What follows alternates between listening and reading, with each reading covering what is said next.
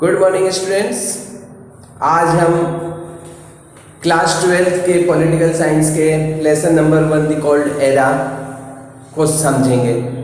ठीक है, यदि हम इसको बुक में देखा जाए तो काफ़ी बड़ा चैप्टर दिया हुआ है। मैं आपको कुछ इसमें महत्वपूर्ण चीज़ें आज बताना चाह रहा हूँ जिससे आप इसको समझने की कोशिश करेंगे। ठीक है, द कोल्ड एरा मतलब शीत युद्ध। अब जहाँ भी आपके मन में युद्ध आता होगा, युद्ध शब्द आता होगा, तो आप हमेशा सोचते होंगे कि युद्ध मतलब लड़ाई हो रहे हैं, झगड़े हो रहे हैं, ठीक है, हिंसा हो रही है, यही आपके मन में आता है। परंतु यहाँ पे जो हम बात कर रहे हैं वो बात कर रहे हैं हम शीत युद्ध की, मतलब ठंडा युद्ध, जिसमें किसी भी प्रकार की कोई हिंसा नहीं होती है। ठीक है, और जो ये शीत युद्ध हुआ था ये दो महाशक्तियों के बीच में हुआ था, अमेरिका और सोवियत संघ के बीच में हुआ था। द्वितीय विश्व युद्ध के बाद ये आरंभ हुआ था, क्योंकि ये दो महाशक्तियां थी, इनकी आपस में विचारधाराएं नहीं मिल रही थी, इस कारण से शीत युद्ध प्रारंभ हुआ था। अमेरिका जो था उसकी जो विचारधारा थी वो विचारधारा थी पूंजीवादी, उदारवाद, लोकतंत्र के समर्थन में था। ठीक है, एक बार ध्यान से सुनिए, जो अमेरिका की विचारधारा थी वो थी पूंजीवाद, उदारवाद, लोकतंत्र के समर्थन में था, जबकि सोवियत संघ साम्यवाद और समाजवाद के समर्थन में था। इन्हीं विचारधाराओं के कारण ये दो महाशक्तियां आपस में टकरा रही थी। ठीक है, और जो ये शीत युद्ध था वो 1945 को प्रारंभ हुआ था, द्वितीय विश्व युद्ध के बाद ये प्रारंभ हुआ था, और 1990 तक ये चला था। मतलब 45 साल का एक लंबी अवधि में ये युद्ध चला था, और बस लगता था कि तीसरा विश्व युद्ध होकर रहेगा, परंतु ऐसा हुआ नहीं। शीत युद्ध होने का मुख्य कारण यही था कि यहाँ दोनों देश अलग अलग विचारधारा का समर्थन करते थे और उसके अनुसार अपनी व्यवस्था चलाते थे। ठीक है, इसी कारण दोनों देशों के बीच मतभेद रहा। विचारधाराओं के कारण दोनों देशों के बीच में मतभेद रहा। तो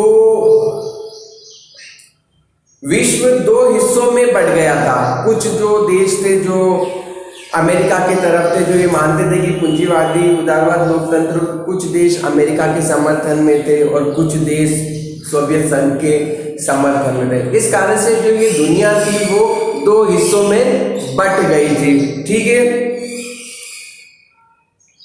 तो हम यदि बात करें तो पहली दुनिया या पहला बटा हुआ भाग उन देशों को कहा जाता था जो अमेरिका या यूएसए के साथ था, वह दूसरा सोवियत संघ के साथ था।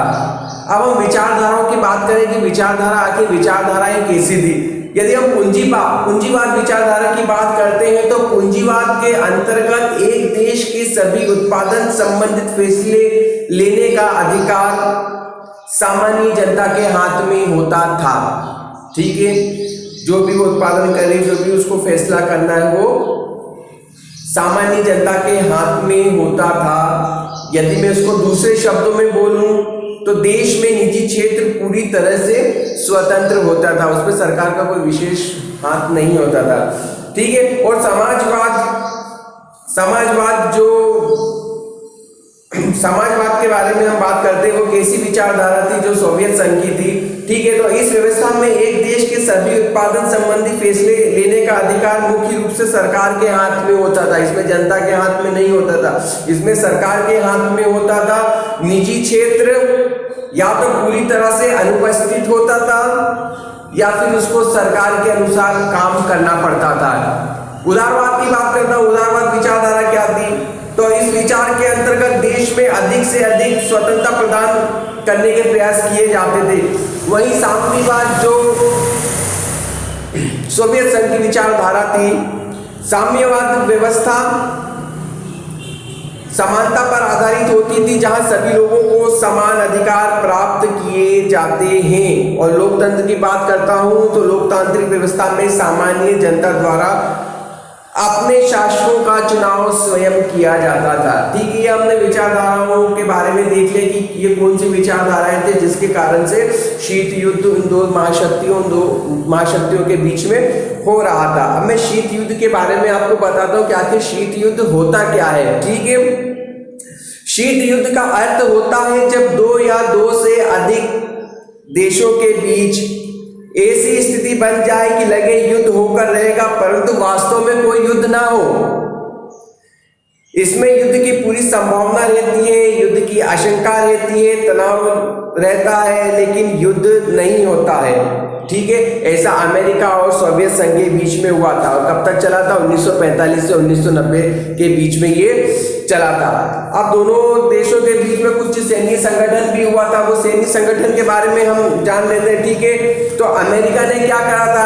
अमेरिका ने NATO, north America treaty organisation, जिसकी स्थापना 4 अप्रैल 1949 को करी थी। और ये नाटो खोलने का, ये नाटो बनाने का उद्देश्य क्या था? ठीक है, अमेरिका का उद्देश्य क्या था?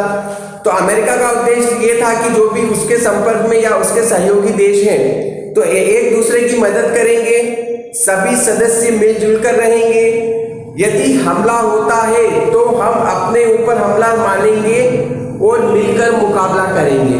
ये पहली सैन्य संधि उन्होंने करी। दूसरी क्या? South east Asian treaty organisation 1954 में दूसरी उन्होंने करी थी। इसका उद्देश्य क्या था?